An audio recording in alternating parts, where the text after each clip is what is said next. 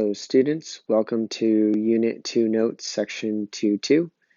At this time, please pause the video and do the warm-up on your own, and unpause it when you are ready to review. In the instance of saving time, I'll do this warm-up now. Identify the hypothesis and conclusion of each conditional statement. I'm going to, for each of these, I'm going to put an H and a C for hypothesis and conclusion. So, all right, it appears for this one, the hypothesis is x is greater than 10,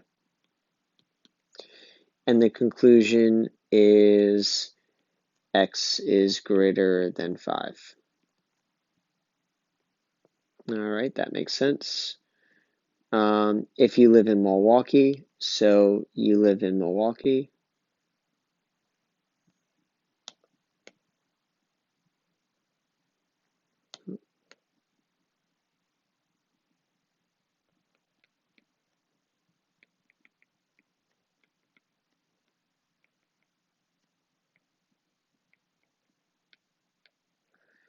And the conclusion is you live in Wisconsin.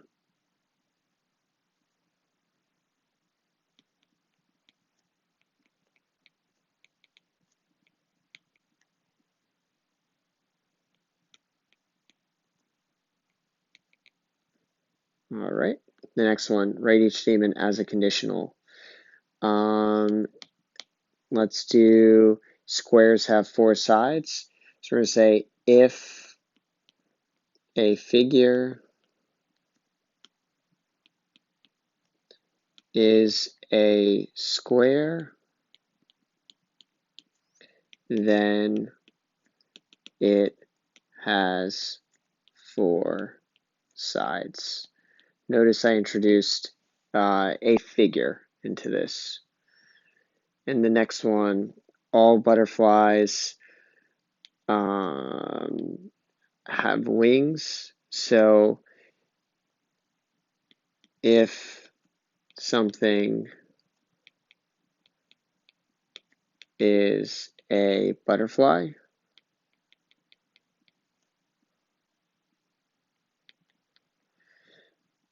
I wonder if I could say an insect. I don't know if they're insects, but I think there are. Let's just say if something is a butterfly, then it has wings.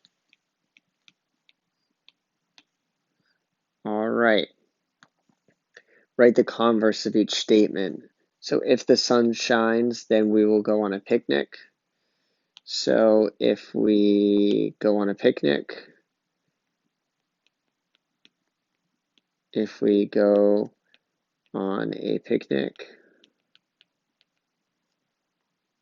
then the sun shines.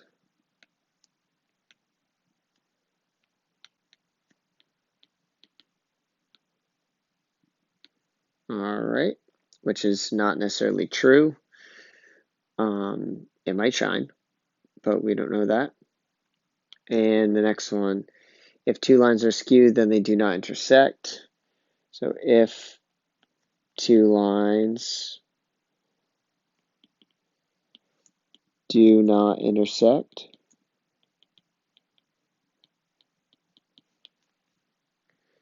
then they are skew.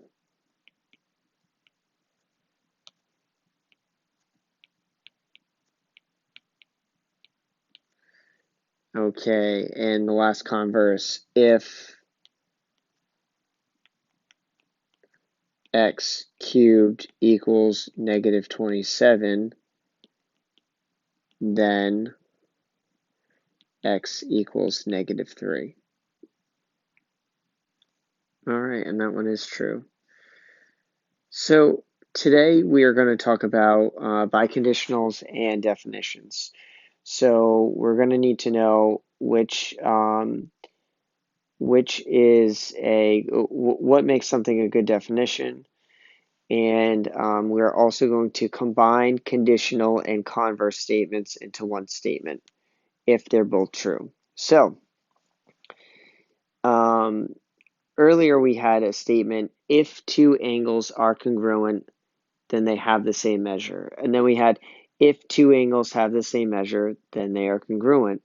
Well, we can combine that into one single statement that is what we call a biconditional, and they are both true. So, well, when they're both true, then this biconditional statement is true. So when a conditional and its converse are true, you can combine them as a true biconditional. This is a statement that you get by connecting the conditional and its converse with the word and. You can write a biconditional more concisely, however, by joining the two parts of each conditional with the phrase if and only if. So we're going to say if and only if. So an angle is a straight angle if and only if its measure is 180 degrees. This is P onto Q, and this is Q onto P, and this is P if and only if Q. So P onto Q, Q onto P. So P if and only if Q. So if our statement is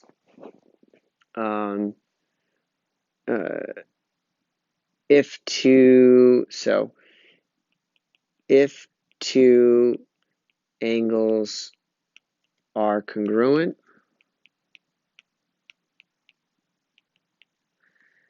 then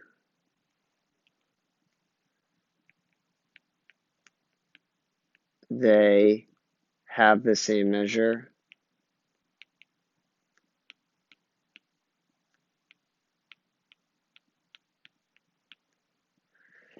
If two angles have the same measure,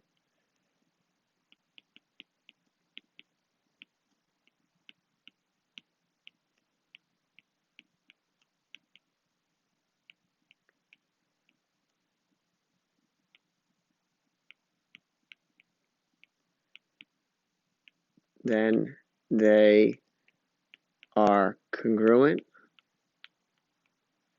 So this is your two statements, and I'm going to combine them into one biconditional. So let me see, I'm running out of room. Give me 1 second, let me move this over just a little bit. Okay, so I'm going to say here is my conditional. Here's my converse.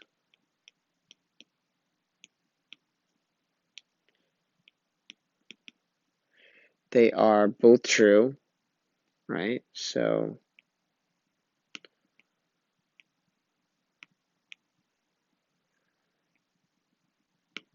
I'm going to just write true over here.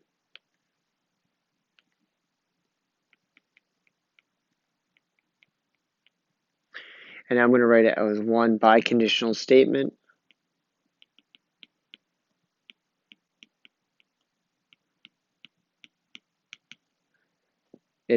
We get rid of if, we get rid of then. So it's two angles. And it doesn't matter how I write it. It can be one way or the other. It can be this first part or this second part. So two angles are congruent. I'll go with my first statement. If and only if, I guess we don't need a comma, if and only if they have the same measure.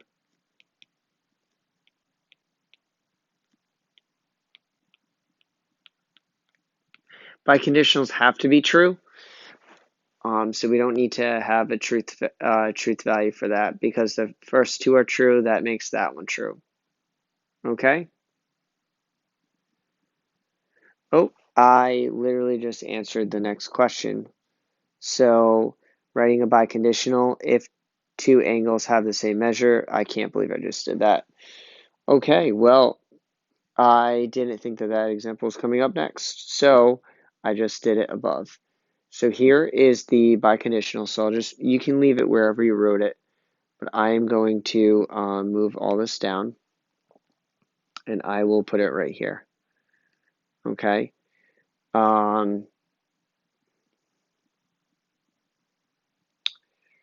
actually, yeah, it's fine. So that was the original conditional. Here's the conditional right here. Here's the converse. And then I wrote it as one full biconditional statement. Okay, so here's another one. Here's a conditional. If 3 points are collinear, then they lie in the same line. So I'm going to write the converse. If 3 points lie on the same line, then they are collinear. Oh, let me move that over a little bit. Oops.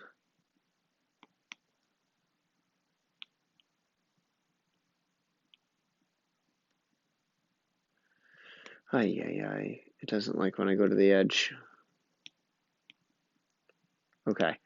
So if 3 points lie on the same line, then they are collinear. So I switch them. And now, here, let me...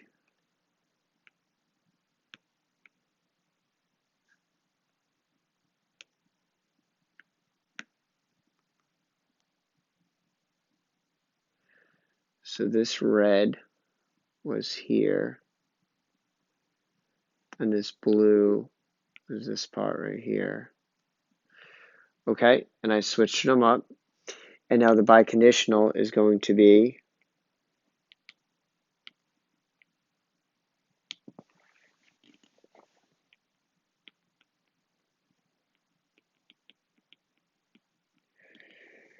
3 points are collinear. No, you know what? I'm going to write it backwards. 3 points. I'm going to work with my second statement. 3 points lie. Having a lot of problems tonight with this. Lie on the same line if and only if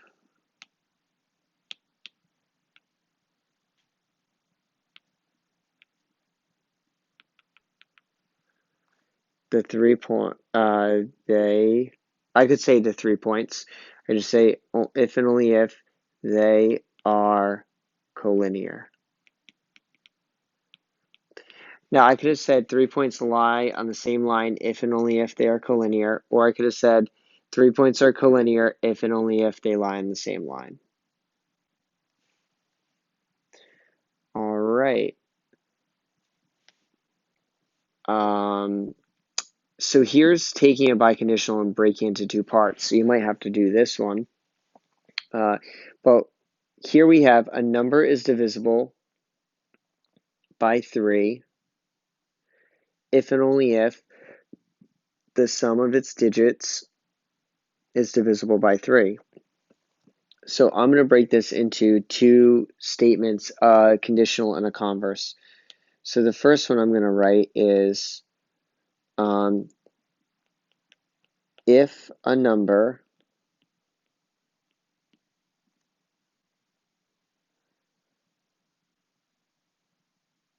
let me say only if the sum of its digits. Sorry, I went too far with that.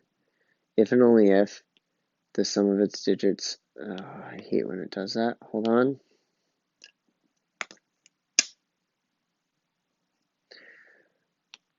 All right. If and only if the sum of its digits is divisible by 3. If a number is divisible by 3, then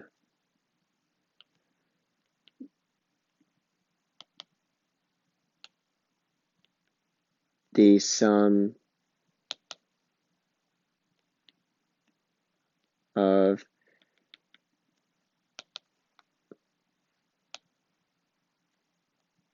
its digits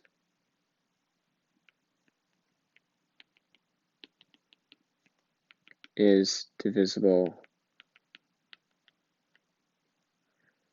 by 3. Okay, if a number is divisible by 3, then, and here, let me change this, a number here, a number. So if a number is divisible by 3, then the sum of its digits is divisible by 3. So now I'm going to say if a digit's numbers,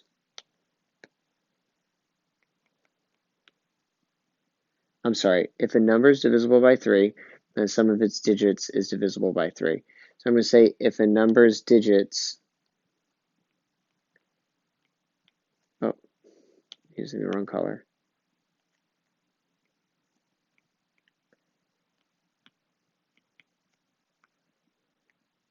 Numbers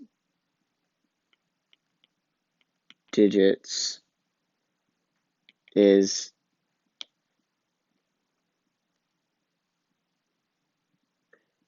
wait a minute. If a number is divisible by 3, then the sum of its digits is divisible by 3. So if a number's, if the sum, oh no, I'm sorry, I messed this up. If the sum, if the sum of a number's digits is divisible by 3,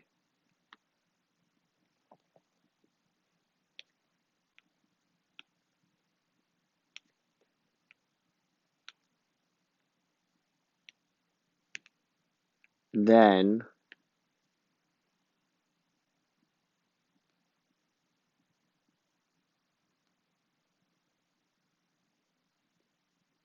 it is divisible. Then if the sum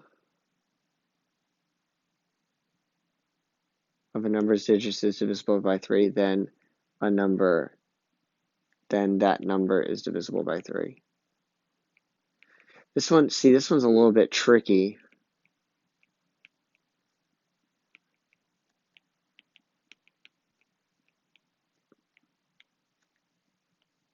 This one's a little tricky, so let's go over this one. So a number is divisible by 3 if and only if the sum of its digits is divisible by 3.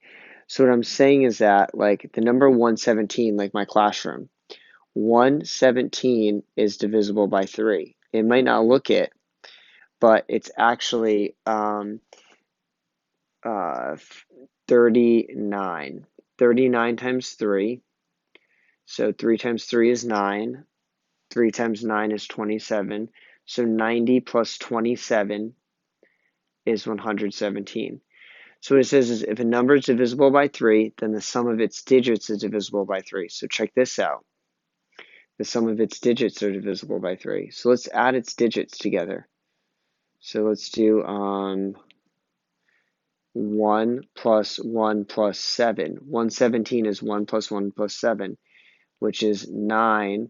9 divisible by 3 is, divided by 3 is 3. So it's true, any number that you ever take, if you're wondering if it's divisible by 3, just add its digits together and try to divide that by 3. So 1, 2, 2, 1, like the number 1, 2, 2, 1, add it together, you get 6. 6 divided by 3 is 2. So 1, 2, 2, 1 is actually divisible by 3. It's a very quick way of checking it. There's some mathematical proof to it. So it's saying now if a number is divisible by 3, the sum of its digits is divisible by 3, which is true. So now if the sum of a number's digits is divisible by 3, which is this statement right here, then that number is divisible by 3. So we have to add a little bit more to make it sound reasonable. Okay? That was a tricky one, definitely, because it involved a little bit more language written in. So, all right. Let me see.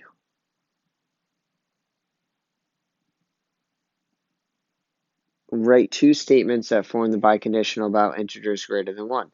A number is prime if and only if it has only two distinct factors 1 in itself.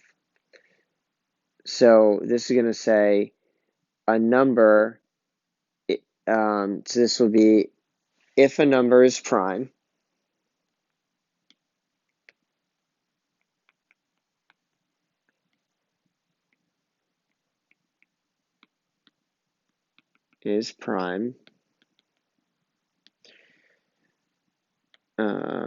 then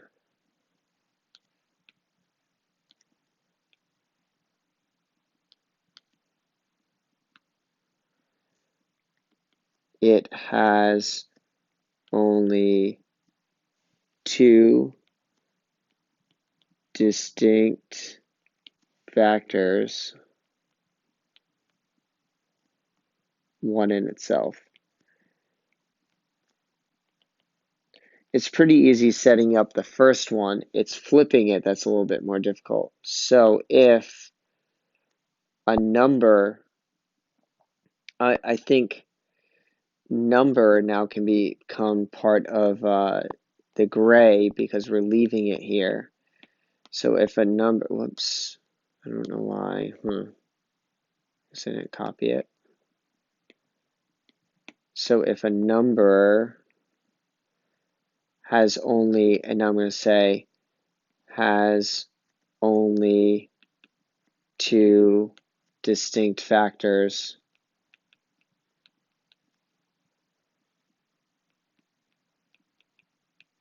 that doesn't look like a C.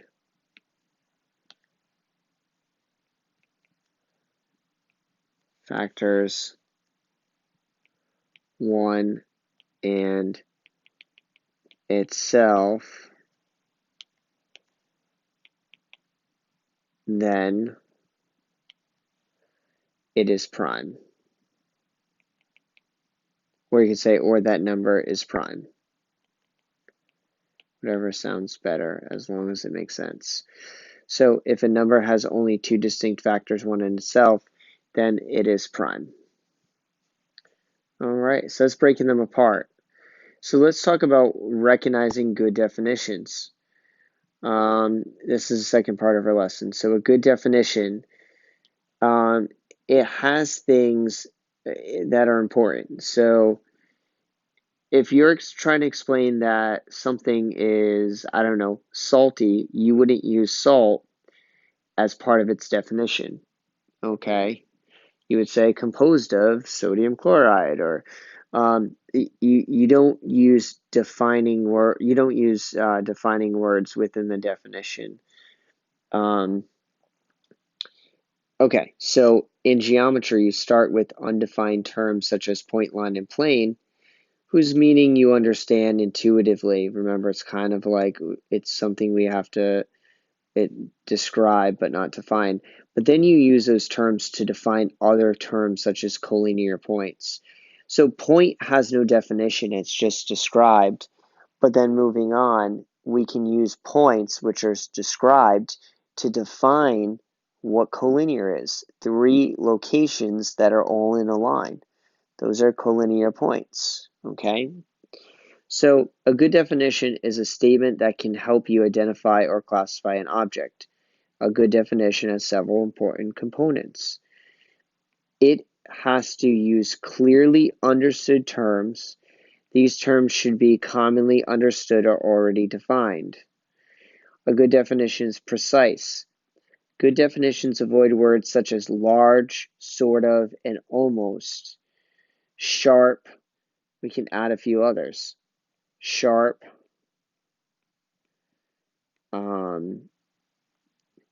heavy, what else? Heavy, loose,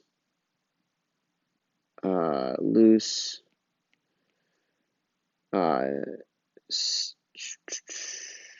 you get one, sharp, heavy, loose. What are some other words we could use? Pointy. Okay. A good definition is reversible. That means you can you can write a good definition as a true biconditional. Okay. Like we can say that parallel lines are coplanar lines that do not intersect. Lines that do not intersect and are coplanar are parallel lines. I just flipped them. Two lines are parallel if and only if they are coplanar and do not intersect. So that is what's important about our something being a good definition. So let's take a look. Show that this definition of perpendicular lines is reversible, then write it as a true biconditional. So perpendicular lines are two lines that intersect to form right angles. So we want to show that the definition is reversible, then write it as a true biconditional. So here we are. If two lines are parallel, if two lines are perpendicular,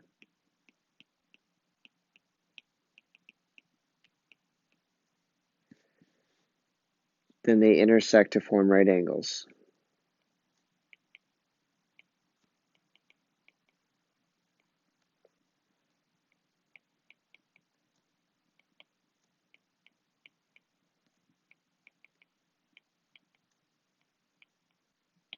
Okay. I just ran out of room again. Give me 1 sec. I'll write the word angles out.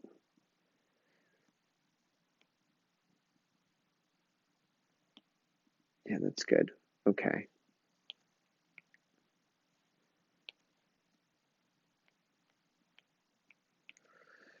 The next one, if two lines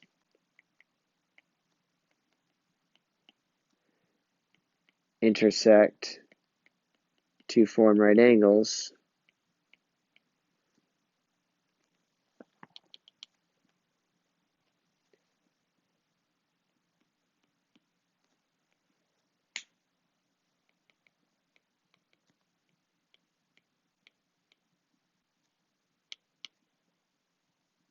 then they are perpendicular.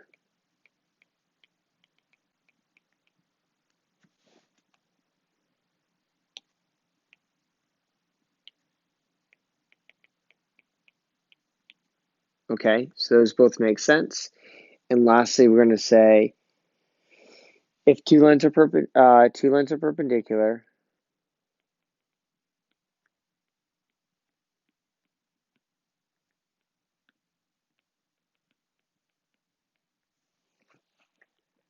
there's going to be if and only if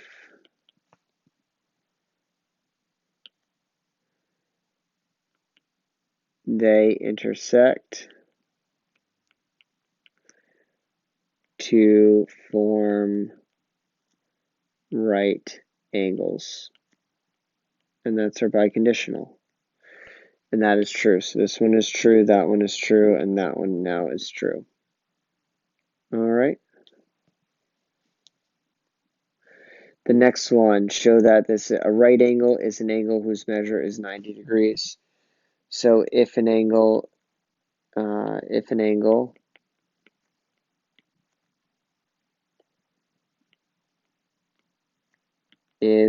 right angle, notice I'm adding words here. I'm not saying if something is a right angle, then its measure is 90 degrees. I'm saying if an angle is a right angle.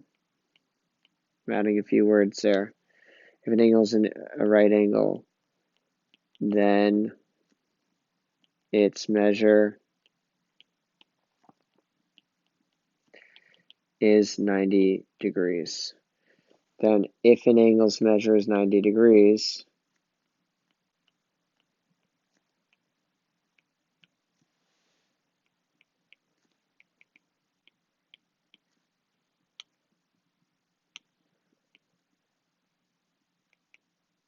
then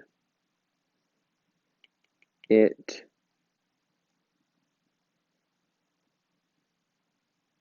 is a right angle. Okay, and the last one, an angle is right angle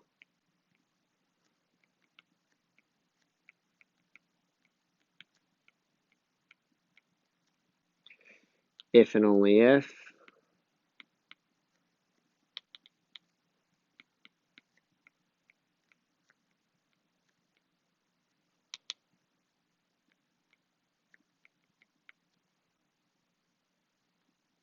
its measure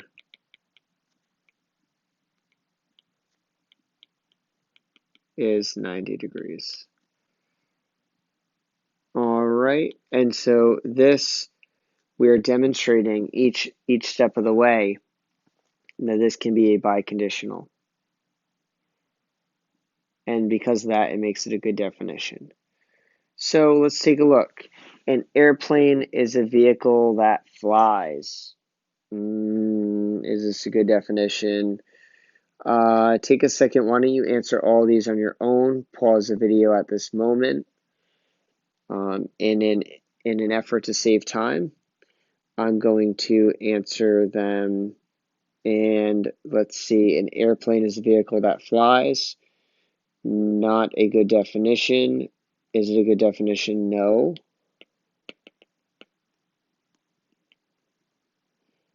Is not a good, it's still doing that. It doesn't like, for some reason, if my hand leaves the pad. Okay. No, it's not a good definition. A helicopter also flies.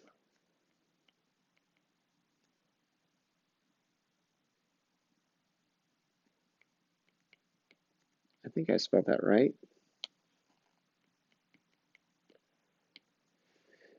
A triangle has sharp corners. No. Do not use the word sharp. Do not use the word sharp in a definition. There's no, it's not defined, so we can't use it. A square is a figure with 4 right angles. No. Answer to this one is no.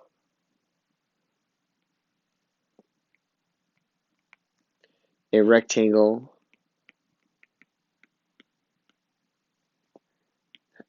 also has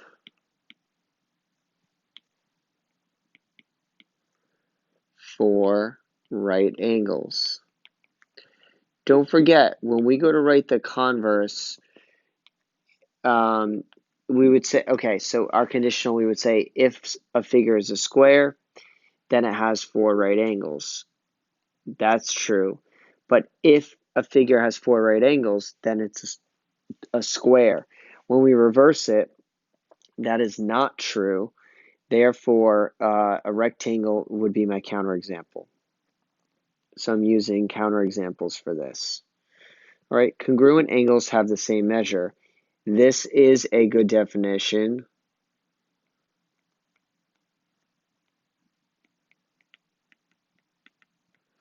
because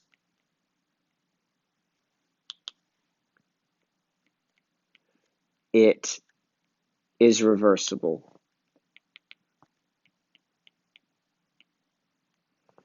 Reverse IBLE, reversible IBLE, yep, because it is reversible and can be written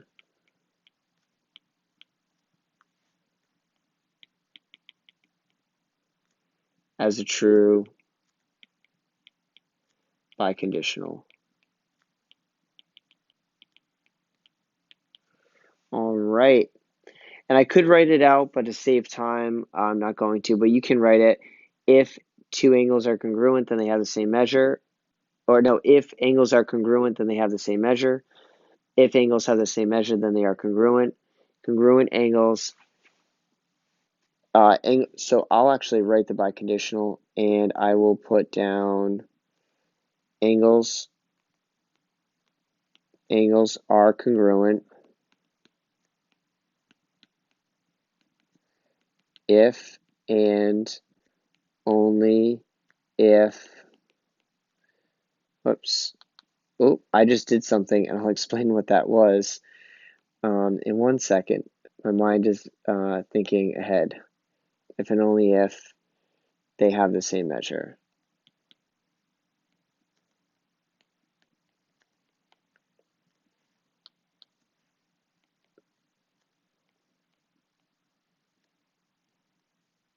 Measure.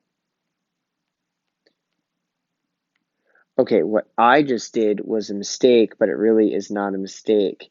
So in math rigor, in math rigor, let's see, I did orange, green, light blue. Okay, I pretty much did, wait, I did blue, I didn't do blue.